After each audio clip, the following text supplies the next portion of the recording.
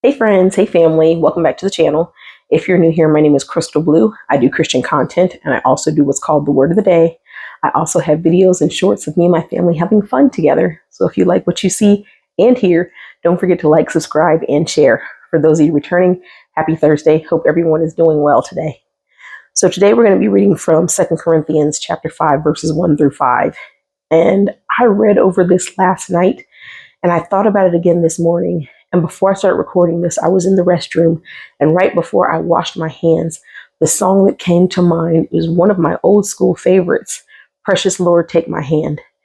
And I just started thinking about the lyrics and the words to the song. It says, I am tired, I am weak, I am worn through the storm. I mean, there's just so many heartfelt lyrics in that song. And sometimes when we hear that song, we can like totally relate. I know I can. And there's sometimes where we're just like, life can be so overwhelming and just have so many burdens that we're just ready to say, Lord, just take me home. But then the question is, what awaits us when we get to our home? So I want to encourage you today in 2 Corinthians 5, 1 through 5, to let you know what to look forward to when we do go to our heavenly home. And it reads, For we know that if this earthly tent we live in is destroyed, we have a building from God, an eternal house in heaven, not built by human hands. Meanwhile, we groan, longing to be clothed instead with our heavenly dwelling, because when we are clothed, we will not be found naked.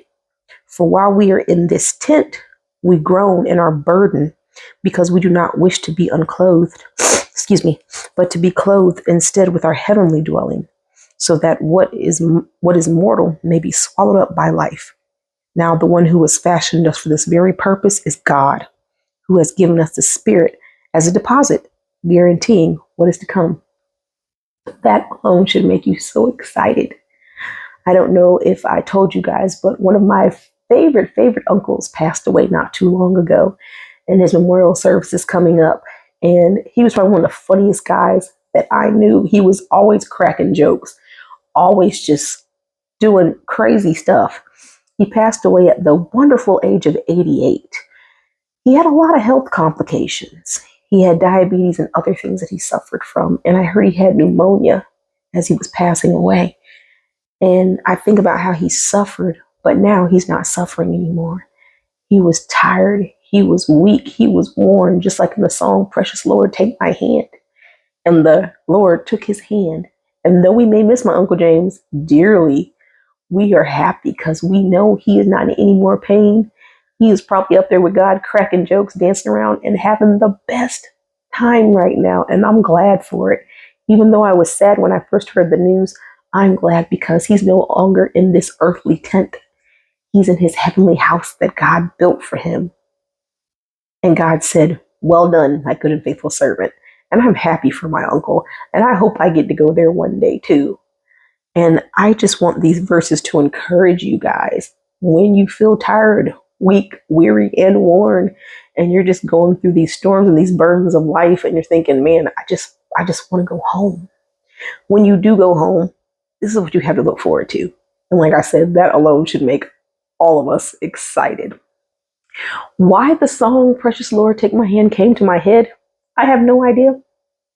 It just literally came to my head right before I was about to come in here and speak to you about it. But I thank God for giving me that because the lyrics, they're deep.